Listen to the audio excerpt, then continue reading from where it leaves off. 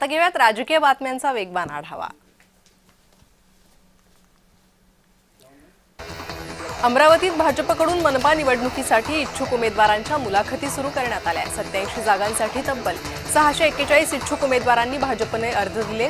भाजपच्या संजय कुटे, माजी मंत्री प्रवीण पोटे, भाजप प्रवक्ता तुषार कुलकर्णी, तुषार भारतीय या पदाधिकाऱ्यांनी इच्छुकांच्या मुलाखती घेतल्या।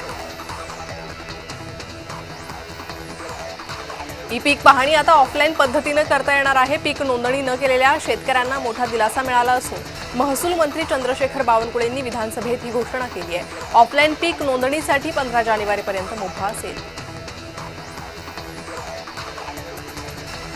अमेरिकेने लावलेल्या 50% सीमा शुल्काचा फटका कोकणाला बसल्याची माहिती मत्स्य व्यवसाय मंत्री नितेश राणेंनी दिली आहे। अमेरिकेच्या वाढीव सीमा शुल्कामुळे कोकणातील निर्यातदारांकडून मागच्या वर्षीच्या तुलनेत 36% वजनात आणि 38% किमतीत तूट झाल्याची माहिती राणेंनी दिली। धुळे महानगरपालिका निवडणुकीच्या रणधुमाळीला सुरुवात झाली आहे। भारतीय जनता पक्षात उमेदवारीसाठी मोठी चुरस निर्माण झाली आहे। महापालिकेच्या एकूण 74 जागांसाठी तब्बल 528 जणांनी उमेदवारीची इच्छा व्यक्त केली आणि इच्छुकांच्या मुलाखतींचं सत्रही सुरू झालं। राज ठाकरेंचं पत्र अजून वाचलं नाहीये। हरवलेल्या 90% मुली परत येतात असं वक्तव्य मुख्यमंत्री फडणवीसांनी केलं।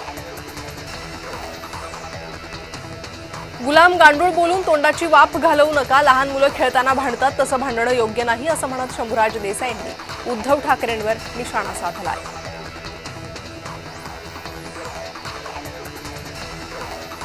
अधिवेशन संपताच मुंबईत शिवसेनेचे मेळावे होणार आहेत। मुंबई मनपा निवडणुकीसाठी एकनाथ शिंदे मेळावे घेणार असून मेळाव्यातून शिंदे जोरदार प्रचार करणार आहेत। ठाकरे गट मनसे युतीची बोलणी अंतिम टप्प्यात आहे। भाजप शिवसेनेच्या पायाखालची वाळू सरकली आहे। आमच्यासमोर कोणीही असू द्या, फरक पडत नाही असं म्हणत संजय राऊतांनी विश्वास व्यक्त केलाय। मुंबई विदर्भापासून तोडण्याचा प्रयत्न सुरू आहे। मराठी माणूस महाराष्ट्राचे तुकडे पडू देणार नाही असं म्हणत संजय राऊतांनी भाजपवर हल्लाबोल केलाय। 90%हून अधिक मुलं मोहिमेत सापडतात। मुलांचा शोध घेण्यासाठी टीम आक्रमकपणे काम करते। मुख्यमंत्र्यांनी मुद्दा गांभीर्याने घेतलाय अशी माहिती गृहराज्यमंत्री योगेश कदम यांनी दिली आहे। राज ठाकरेंनी मुख्यमंत्री देवेंद्र फडणवीसांना पत्र लिहिलंय। लहान मुलं पळवणाऱ्या टोळ्यांबाबत पत्र लिहिलं असून यावर सरकार नक्की काय कारवाई करतंय असा खडा सवाल पत्रातून राज ठाकरेंनी विचारलाय। अनौपचारिक गप्पात अजित पवार यांच्याकडून मलिकांची पाठराखण करण्यात आली आहे। आमच्या प्रवक्त्यानं जी भूमिका मांडली तीच आमची भूमिका आहे। दोस्तीत कुस्ती करू नका असं वक्तव्य सूरज चव्हाण यांनी केलंय। रायगड प्रकरणी अजित पवारांनी गोगावले सामंतांची भेट घेतली आहे। दोन्ही पक्षाकडून संबंध ताणले जाऊ नये याची काळजी घ्यावी असं वक्तव्य अजित पवारांनी केलंय। रायगडमध्ये राष्ट्रवादी शिवसेनेतला संघर्ष आता थांबायला हवा अशी माहिती अनौपचारिक चर्चेत अजित पवारांनी दिली आहे।